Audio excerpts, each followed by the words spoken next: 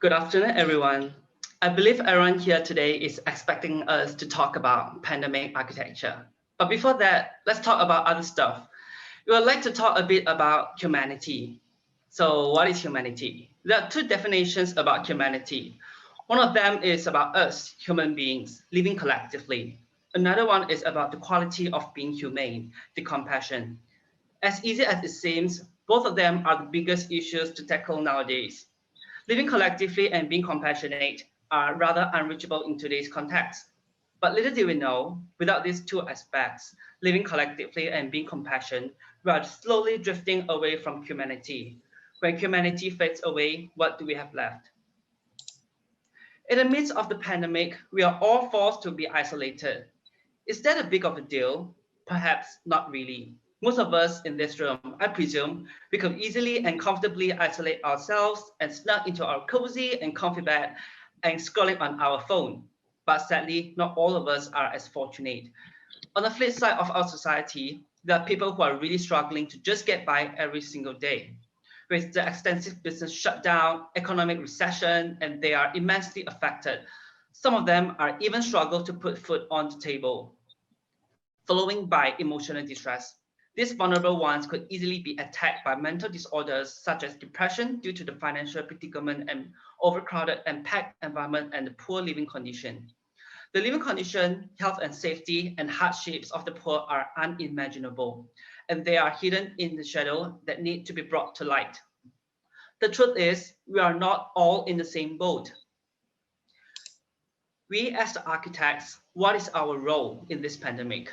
What kind of contribution could we make to attain the little humanity that we have left? We have a manifesto that we would like to advocate. Firstly, building less is more. Secondly, we believe in breaking walls to connect people. And thirdly, we believe in humanity and architecture should go hand in hand. Ladies and gentlemen, presenting you the ISO-TERACT PODS. ISO-TERACT is a novel portmanteau term, a combination of words isolation and interaction. The aim is to bring about interaction in isolation. Of course, it is absolutely challenging to bring this ideal term into fruition during this pandemic. However, despite all the odds, it is still achievable. Instead of proposing a solution for the rich, we direct our direction to the lower class and working class citizens and immigrants in Kuala Lumpur, Malaysia. In this case, we have chosen a high density public housing apartment, which is called PPR, Program Perumahan Rakyat, as known as People's Housing Project.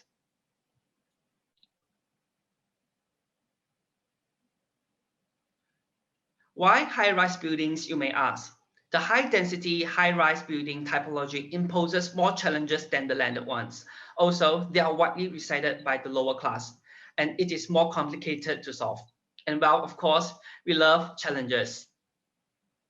The challenges are such as multiple entry points, concentrated and congested public circulation at lifts and corridors, low hygienic level, limited unit space, and zero outdoor space.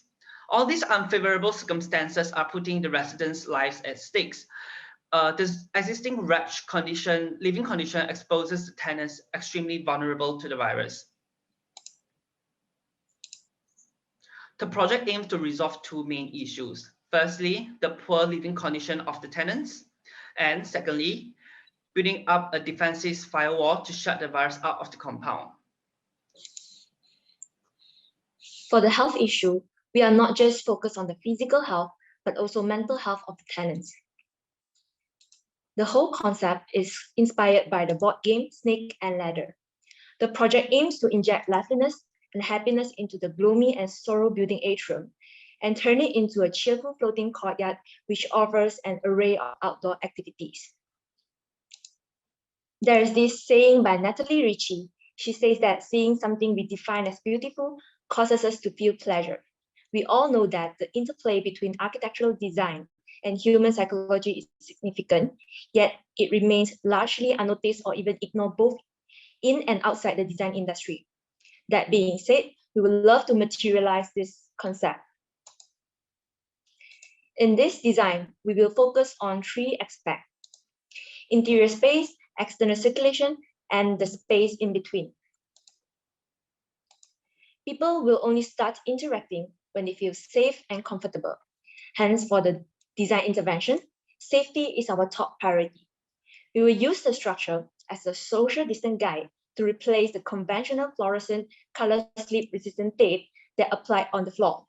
Similar to the concept of the board game's configuration, the bamboo pods are placed carefully apart and connected to only 2 different housing units at a time, all to ensure social distancing rules are strictly abided. We discovered that for high-rise housing, lift is the most favorable place for the virus to spread. Therefore, our second intervention is the modification of the central lift core and breaking them into several single lifts cladding onto the facade walls of housing units, which only serve the particular units from the same column of the block. The idea is to narrow down the crowd utilizing the lift in an attempt to contain the virus from spreading the entire compound. The lift incorporated a check-in registration and UVC disinfection light source to sanitize the residents before entering the compound, as well as securing the track and trace process. This method easily separates the infected from the healthy one by only locking down the infected units and the only bamboo pods. Therefore, the uninfected could still move about as usual around the floating courtyard safely. Long corridors that accommodate high infection rate will be broken down into balconies. This will also enhance the cleanliness of the area when the residents claim the area in front of the house. For low-cost housing, where they have limited activity zone, changing this conventional long corridor could help them in gaining extension of private zone, and more importantly, retaining the sensory connection with the community and neighborhood. The bamboo structure are like structures that can be easily dismantled and reassembled, so that the staircase could bridge to any bamboo pods according to one's preference. As time goes by, if one decided to change their interest, they could easily change and connect their staircase to one pod, and also to share the pods with other neighbors. All in all, this inverted circulation will expand safe activity zone, and at the same time, forming a safe, healthy, and happy compartment for the public space. Good places are spaces that make people from all walks of life come together for interaction. In order to be the case, other than making people in the space feel safe, we also create a series of nooks and crannies. Let it be a little secret corner for themselves to spend time with their loved ones, or a loud celebrated podium to yell across their neighbors. Anyway, these pods are created visually permeable to let people feel welcome and warm. There are few activities to be injected into these merry-making pods. The biggest pod brings the biggest joy. We bring the outdoor playground element to the mid-air of the building. Secondly, we will have an urban farming program for the green lovers and also to promote a self-sustaining lifestyle. Next is for those who rather enjoy relaxing and quiet moments, such as chit-chatting and playing chess, largely requested by the elderly. Last but not least, we also like to see people working out and being healthy despite the pandemic. Besides, we also consider the practicality of the project. Hence, the interior space of each unit in the people's housing is our next intervention in response to the overall new context and living system. The pie chart on screen now is to show the availability of different inhabitants in the people's housing.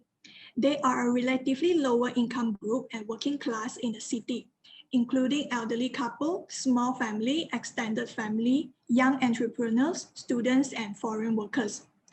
This slide is to show the original layout and unit composition of the people housing.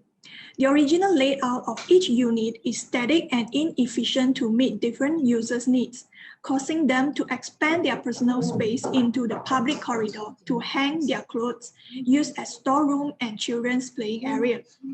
Therefore, we began to think of what's the new relationship we can propose in between the inhabitants and the new created space for a better adaptation for post-pandemic life, not only psychologically, but also helping them to alleviate financial stress. It seems that with just a minor switch of the functional use of space is still insufficient to fulfill the diverse household in the people's housing. It is obvious to see the changes of lifestyle and living system from this timetable before and after the pandemic. Household activities and working patterns will be intersecting together in given space and time. Adults need sufficient and adequate private space to work, while the children and teenagers need a healthier environment to study. Therefore, there is crucial to recompose the interior spaces to adapt to the new living system. And so, flexibility and adaptability in space will be a new norm for post-pandemic housing. We have come up with different unit typologies to fit with different users' needs according to their family structure and occupation. The elderly couple who need only one room can rent out a room for a stranger to earn a living. The extended family can also customize their living space with the retractable wall panels. For young entrepreneurs, students, and workers, they might not need so much public space as the household family.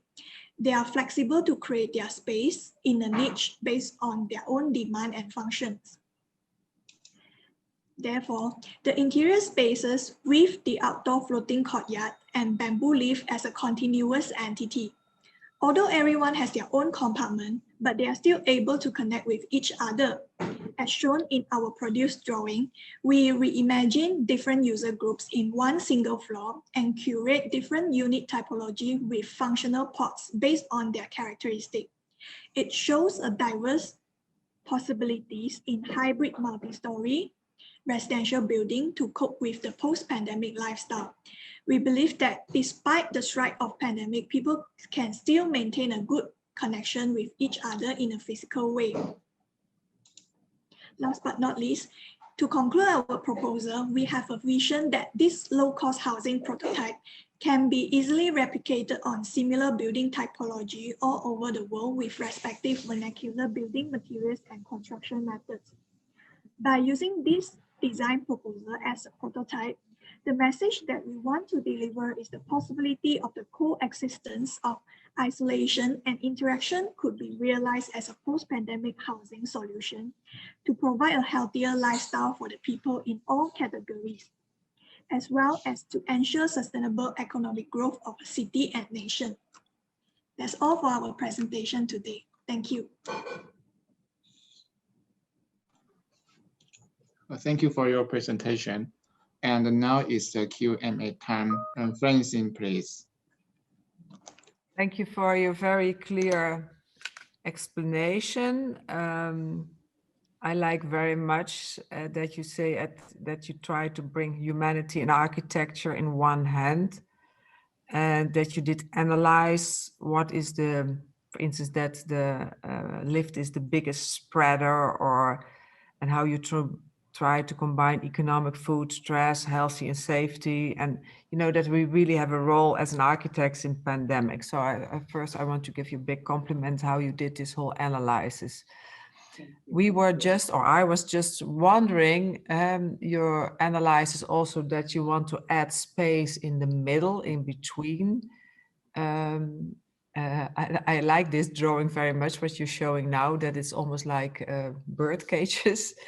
But at the same time, if I look really at your drawing, it feels very dense, that it's maybe, but maybe I see this wrong, that it will be very dark over there. Isn't it that you do almost too much in this, what you call the floating courtyard? What are your idea about this? Yeah, we do actually think about this, like, will we interfere with the lighting and all that? Because the firstly, I would like to point out that the pods are arranged in such a way that it doesn't it doesn't affect, it's arranged in a way that the light could penetrate that all the way to the ground floor. That we did a kind of a simulation in a Malaysia context. Of course, we did a simulation in using a software that we could try to see how the sunlight could penetrate through the bamboos. Also, that's the reason why we use bamboo, because it is more permeable to sunlight. And also we remove the roof and change it to a flat concrete roof, so that more sunlight could actually penetrate through the volume, even though that's intricate skeletal structure. But we still hope that the sunlight could penetrate all the way through the ground floor. And also, secondly, most of the openings are actually located at the facade of the building, and there's only have minimum kind of like openings facing towards the atrium or the courtyard. So it doesn't actually very much influence or affect the daylight quality for the units in the sense of interior kind of environment. Yeah, no, I agree that it doesn't affect so much the existing typology of housing, but maybe that the space itself feels for me, but I'm not from a tropical country. I think it's a very good point. You can solve it, because if you show this image that you're a little bit linking it to this idea of a bird cage, then also a bird cage needs some space. That's the only thing I want to add to this. So thank you very much. Taking the role of an architect in a pandemic and after the pandemic in a very serious way, and also as an inspiration to improve housing, especially social housing, affordable housing. Thank you very much. Mm-hmm.